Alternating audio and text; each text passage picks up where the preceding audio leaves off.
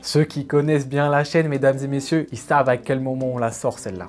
Celle-là, c'est pour les titres. Quand on a la coupe entre les mains, elle passe sur ma tête et je la pose là en attendant le match de ce dimanche. Et j'espère qu'en présentant la vidéo justement dimanche à 23 h, elle sera sur ma tête.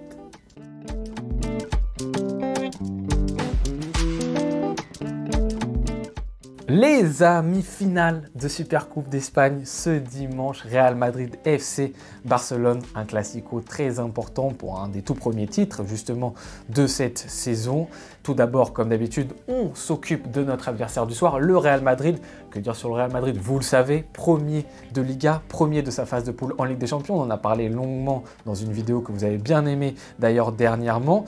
Mais pour revenir un peu, voilà, une équipe qui connaît quand même certaines difficultés. C'est pas l'équipe qui joue la mieux en Europe depuis ce début de saison, mais quand même elle performe très bien. C'est une équipe qui a perdu son numéro 9,5 grand Karim Benzema à l'été dernier, donc ça quand même c'était une perte importante qui s'est ressentie un petit moment quand même dans le jeu. Et c'est une équipe également qui a fait face à de nombreuses blessures importantes. Courtois, Militao, Alaba en ce moment, par-ci par-là, Camavinga, du Vinicius aussi, par-ci par-là, enfin plein de cas qui auraient pu la mettre en difficulté, mais dans les résultats pour l'instant ça passe pour le Real Madrid. De plus en plus dans la saison, on voit qu'il commence à avoir un jeu qui est bien défini, qui est un jeu qui commence à être vraiment assumé, et on est sur cette équipe qui dans les résultats continue à très bien performer. Alors pourquoi elle continue à très bien performer? On en a parlé en plus après le match contre l'Atlético Madrid. Tout d'abord parce qu'il y a une énorme polyvalence, une énorme nature différente de la part des joueurs. On l'a surtout évoqué sur le milieu de terrain avec ce Modric, Valverde, Tchouaméni en plus Bellingham, mais à cela tu peux rajouter un Kroos, un Camavinga. En attaque, tu as du Joselu si tu veux mettre un numéro 9, tu as du Brahim Diaz, tu as du Vinicius, tu as du Rodrigo, plein de profils différents en fait qui peuvent se placer un peu à des postes différents et qui te permettent vraiment de bien jouer. En plus de ça, tu passes à ce 4-4-2 un peu en losange, mais un 4-4-2 où tu laisses des libertés. Pourquoi est-ce que tu laisses des libertés? Parce que justement, tu as cette polyvalence de la part des joueurs. Des fois, tu retrouveras un Modric un peu plus bas, des fois un Valverde plus haut, des fois un Valverde plus à la récupération. Ces choses, elles changent. La liberté, elle est surtout pour les joueurs offensifs. Un Bellingham qui a une énorme liberté, donc c'est super difficile quand tu es un adversaire en fait justement de savoir le gérer. Un Vinicius aussi très libre, des fois il se place à côté de son aile, à côté de sa ligne. Tu as un Rodrigo qui est très performant depuis ce début de saison et ça aide beaucoup le Real Madrid. Et donc en plus de cette polyvalence, de ce 4-4-2 libre, tu as aussi une énorme qualité individuelle de la part des joueurs du Real Madrid qui est vraiment une grande différence. Donc quand tu as un Vinicius, quand tu as un Bellingham, tu continues à avoir du Modric, etc. Voilà, tu as un banc, que ça soit qualitativement, quantitativement, tu as vraiment individuellement, intrinsèquement des joueurs qui sont capables de faire la différence du côté du Real Madrid. Et en plus de ça, le summum, c'est que tu as toujours ce plus Real Madrid, ce plus qui n'est pas analysable en fait. On ne peut pas analyser ce plus, c'est le plus Real Madrid, cette fameuse chose qui la différencie des autres clubs. Et ce plus qui est intéressant de voir, c'est qu'en fait, il est transmis de génération en génération. Ce qui se passe, c'est que tu conserves des joueurs du côté du Real Madrid qui ont connu ces moments où Real Madrid avait besoin de ce plus. Du coup, il le transmet aux prochaines générations. Quand tu as du Modric, du Kroos, du Vinicius, qu'il a un petit peu vécu, du Courtois, etc., même du Carvajal, tu as ces joueurs qui peuvent transmettre aux futures générations et ça se transmet ainsi, par-ci, par-là, et ça continue d'année en année. Donc tu as ces 4 gros pôles du Real Madrid qui en font une équipe très compétitive cette année, alors qu'au départ, c'était pas aussi bien parti que ça. Concernant notre FC Barcelone maintenant, que dire? Un petit peu de mieux quand même. Voilà, il faut le souligner. Après ce match contre Osasuna, on a vu une équipe plus équilibrée, plus cohérente qu'auparavant. Alors c'est sûr que notre attente, elle n'est pas très élevée, puisqu'on part d'un postulat où on a fait un match quand même assez exécrable contre une D4 en Coupe du Roi récemment, que nos 3 dernières semaines avant la trêve, c'est très compliqué aussi dans le jeu. Donc on n'a pas des attentes qui sont extrêmes. Mais il faut quand même noter le positif. Voilà, il faut noter quand il y a une amélioration. On gagne par 2 buts d'avance, ce qu'on n'a pas fait depuis la fin septembre. On n'encaisse pas de but et dans le jeu, plus de cohérence, plus d'équilibre. Ça, c'est quelque chose de positif. Il ne faut pas non plus quand même oublier qu'il y a encore de grosses lacunes de la part de notre FC Barcelone. Et j'en ai beaucoup parlé après le match contre Osasuna. Mais pour revenir un petit peu dessus, c'est vraiment un manque intrinsèque de qualité individuelle en fait. Cette impossibilité, contrairement par exemple au Real Madrid, de juste faire contrôle-passe dans des petits espaces, de faire aussi des dribbles dans des petits espaces. Ce moment où il faut accélérer dans les 30 derniers mètres, nous le Barça, pour l'instant, on ne l'a pas. Donc en fait, ça va créer, vous allez voir, un enchaînement de mauvais mauvaise chose qui apporte ce Barça qui par moment est assez ennuyant. Parce que si tu n'es pas au niveau techniquement, justement, tu vas avoir des joueurs qui seront de moins en moins en confiance dans ton équipe. Parce que le Barça, c'est une pression supplémentaire. Quand tu joues au Barça, c'est pas comme si tu jouais 6e, 5e du classement, même 4e du classement en Liga. C'est autre chose. Il y a la pression médiatique. Tous les week-ends, tu es sous le feu des projecteurs, sous le feu des médias, sous le feu des réseaux sociaux. C'est quelque chose d'autre. Donc si tu n'es pas au niveau techniquement, ta confiance, elle diminue. Si ta confiance, elle diminue, bah tu sombres et l'équipe entière sombre, n'arrive pas à mettre en place son style de jeu. Ce qui s'est passé typiquement l'année dernière du côté du FC Barcelone, c'est qu'on est à peu près sur le même effectif. Il n'y a pas d'énormes choses qui changent. Mais en fait, à partir du moment où tu as un poste en particulier qui contrôle en fait tout l'équilibre de l'équipe et que ce poste-là saute, ça change beaucoup de choses. Et ce poste-là, c'était le poste de numéro 6 incarné par Busquets. Alors Busquets, on en a beaucoup parlé.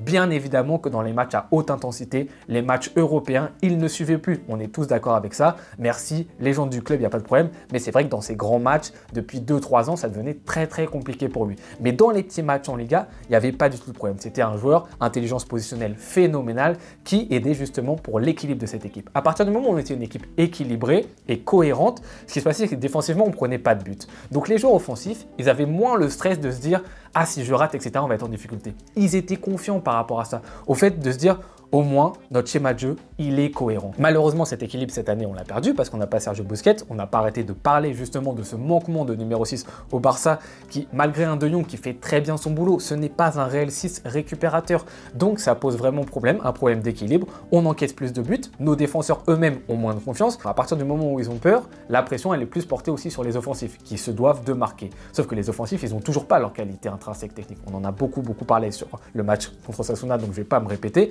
Mais quand tu es sur ce manquement-là, bah, tu es en difficulté. Et vu que derrière, ça assure pas, toi, tu stresses encore plus, tu es encore plus en manque de confiance. Et tout ça réuni, en fait, ça fait que le Barça, collectivement, on est beaucoup moins souverain. Parce qu'il y a cette perte d'équilibre aussi.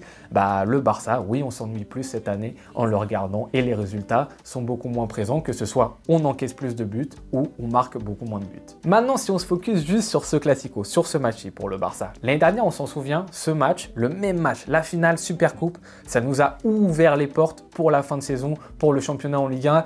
On était tous d'accord qu'après ce match-ci, ouais, franchement, on avait franchi un grand pas. Notre équipe était bien évidemment, comme j'ai dit, beaucoup plus équilibrée, beaucoup plus structurée dès le départ. On n'est pas du tout dans la même dynamique aujourd'hui.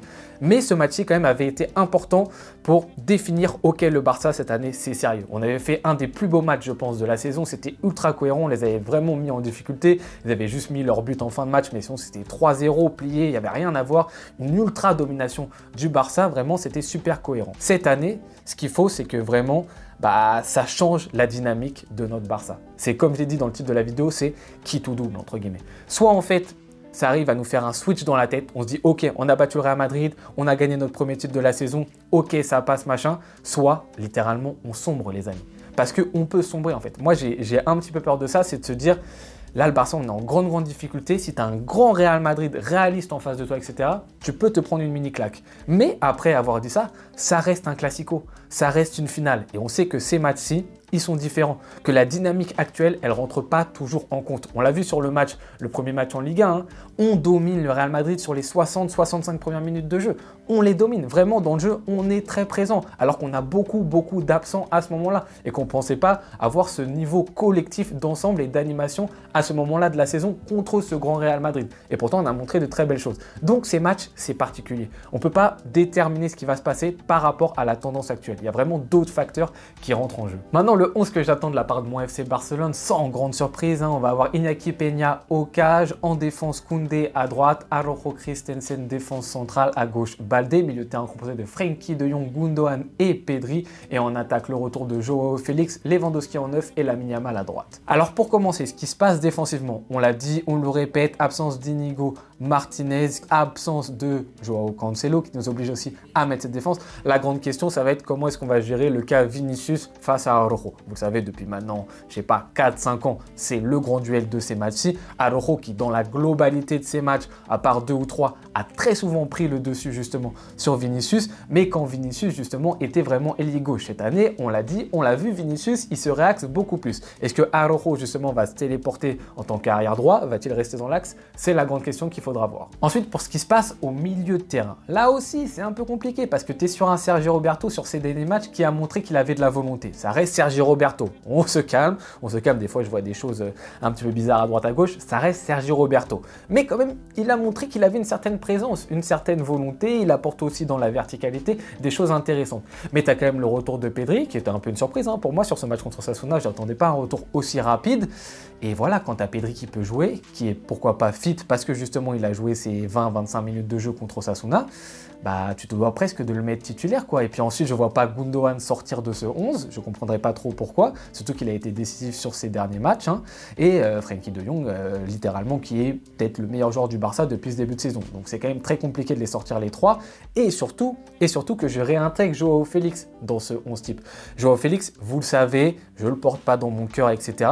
Mais il faut le dire, il a fait une bonne rentrée contre Osasuna, dans le comportement surtout. C'est ça que j'attends de la part de Joao Félix. La première chose sur laquelle je vais le noter, c'est son comportement. Parce que la qualité technique intrinsèque, lui là justement, lui là, on sait qu'il est capable de faire de très belles choses. Mais le problème de ce joueur-là, c'est son attitude, c'est sa nonchalance. Contre Osasuna, il montre de très belles choses. Alors après, encore une fois, j'ai vu des trucs sur les réseaux sociaux, dithyrambiques, etc. Quand il rentre, il faut aussi prendre le contexte.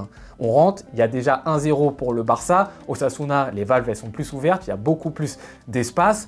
C'est différent. Là, l'action magnifique, action magnifique qu'il fait pour Lamine Yamal. Superbe passe en talonnade dès le départ. Ensuite, il s'emmène le ballon. Petit pont, ensuite feinte du corps, etc. par rapport à son adversaire. Il décale superbement Lamine Yamal. C'est magnifique ce qu'il fait. Il n'y a rien à dire. Mais il a de l'espace devant lui.